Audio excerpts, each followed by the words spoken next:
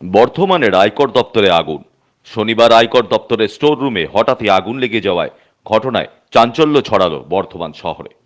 Bardhaman court চত্বর থেকে সামান্য দূরে জেলা আয়কর ভবন, সেখানকার স্টোর রুমে হঠাৎই আগুন দেখতে পান স্থানীয়রা।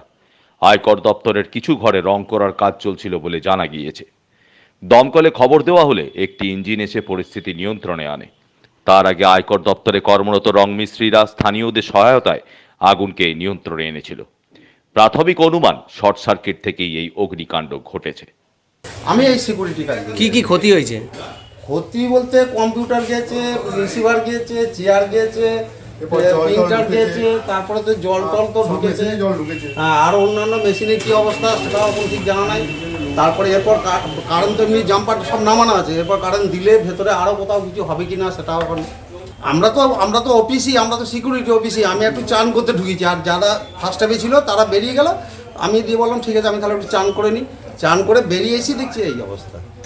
আর যারা ফার্স্ট টাইমে ছিল তারা এইখানটা লক করে দিয়ে চলে গিয়েছে। কিভাবে নিভালেন আপনারা? ওই মানে আমাদের ওই বাইরে অফিসের আরও কিছু কাজকর্ম হচ্ছে, রঙের কাজ চলছিল, সেই সব লেবার দিয়ে ওই আমাদের অফিসের জল দিয়ে যাকে ওই কোনোরকমভাবে লেবার হলো। বা ঘরটা তো অন্ধকার ভর্তি হয়ে গিয়েছিল ধোঁয়ায়। দমকলকে খবর দেওয়া হয়েছে? হ্যাঁ, দমকলকে খবর দেওয়া হয়েছে, ওনারাও সঙ্গে সঙ্গে এসে গেছেন। কিন্তু তার আগেই আপনারা নেমে দিয়েছেন? আমরা লেবারও আমাদের হয়েছে, কিন্তু ওনারা এসেও গিয়েছেন, দেরি করেন নাই। ইলেকট্রিক সাপ্লাই অফিস থেকে সঙ্গে সঙ্গে চলে এসছে, ওনারা মানে ট্রান্সফরমার থেকে জাম্পার নামিয়ে দিয়েছে।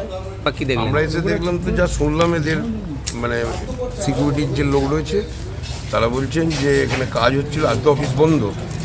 তার মধ্যে ওখানে ফ্যান একটা ছিল, হয়তো ফ্যানটা নিশ্চয়ই রানিং অবস্থায় ছিল, ওইটার থেকে হয়তো কোনো শর্ট সার্কিট হয়ে ওইটার থেকে আগুন নিচে পড়েছে, তার থেকে চেয়ার কম্পিউটার এগুলো সব যাক ওনারা, আমরা আসার আগেই ওনারা জল দিয়ে আগুন লিভিয়ে ফেলেছে। এখন কোনো আর লিখতে কিছু নাই। পূর্ব বর্ধমান থেকে অসিত রাউত।